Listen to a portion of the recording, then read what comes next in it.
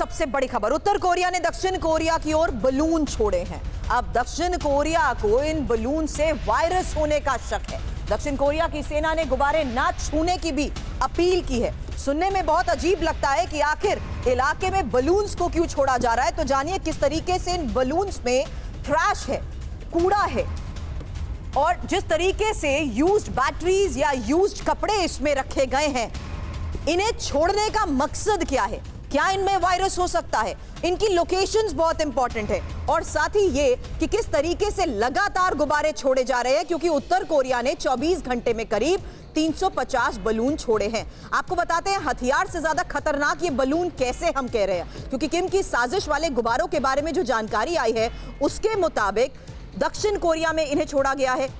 350 गुब्बारे छोड़े जा चुके हैं और अब तक आपको बता दें मई से अब तक कुल 1600 गुब्बारे छोड़े जाने की खबर आई है।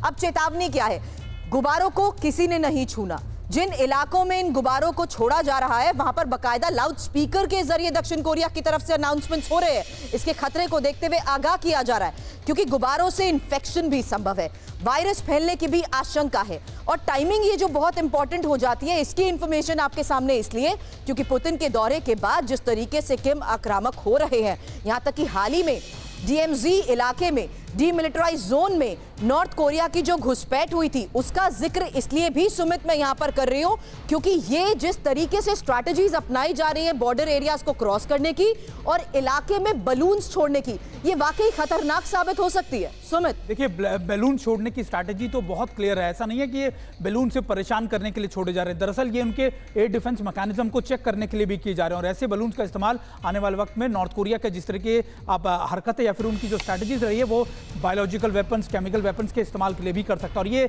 साउथ कोरिया अच्छे से जानता है। साउथ कोरिया इसको लेकर कई बार आगाह कर चुका है कि आपके बैलून, और इतनी भारी संख्या में 1600 से ज्यादा बैलून आ चुके हैं जिसमें गार्बेज होता है। अब इसमें आप कह सकते हैं कि केमिकल गार्बेज भी हो सकता है जो लोगों के कई इलाकों को टारगेट कर सकता है, बीमारी फैला सकता है। तो इस तरीके की चीजें निश्चित तौर पर एक अलर्ट है साउथ कोरिया के लिए, और साउथ कोरिया इसको चेता चुका है कि नॉर्थ कोरिया स्ट्रेटजी के तहत ये चीजें कर रहा है, और वो जानता है कि आने वाले वक्त में इसका इस्तेमाल साउथ कोरिया और विध्वंसक रूप में भी कर सकता है। मनीष, एक सवाल उस लिहाज से समझना जरूरी है क्योंकि शनिवार को ही हमने देखा किस तरीके से यूएस न्यूक्लियर पावर एयरक्राफ्ट भी यहां पर पहुंचा था, क्योंकि इसी महीने के अंत में जापान, यूएस और साउथ कोरिया की ड्रिल्स भी होने वाली हैं।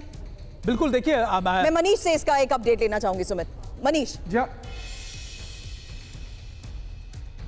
बिल्कुल सुरभि, देखिए जिस तरीके से साउथ कोरिया, जापान और अमेरिका वहां पर बहुत सारे वॉर एक्सरसाइज कर रहे हैं, लेकिन मामला थोड़ा और बड़ा है। देखिए, पुतिन के किम से मिलने के बाद संभावना ये जताई जा रही है, और ये बात अब अमेरिकी भी मानकर चल रहे हैं कि पुतिन किम को प्रोत्साहित कर रहे हैं कि आप थोड़ा सा कोरियन प्रायद्वीप में और तनाव को बढ़ाएं, तनाव इस हद तक बढ़ा दें कि अमेरिका की मजबूरी हो जाए कि इस फ्रंट पे भी अपनी वो ताकत लगाए, यहाँ पर भी वो अपने एयरक्राफ्ट कैरियर को लगाए। यानी कि आने वाले दिनों में मुझे लगता है कि बहुत ज़्यादा दिन नहीं है जब आने वाले दिनों में आप नॉर्थ कोरिया और साउथ कोरिया के बीच में ठीक वैसे ही हालात देखेंगे जैसा कि इजराइल और लेबनान के बीच में अभी आपको होता हुआ दिखाई दे रहा है। और उसी के लिए अभी पहले बलून से भड़काने की, चिढ़ाने की कोशिश है, प्रोवोक करने की कोशिश है, लेकिन आने वाले समय में यही होने जा रहा है। यही स्ट्रेटेजी के साथ नॉर्थ कोरिया और रूस आगे बढ़ रहे हैं। मनीष, सुमित, बहुत बहुत शुक्रिया इन तमाम बड़ी खबरों पर लेटेस्ट इन्फॉर्मेशन के लिए आपका।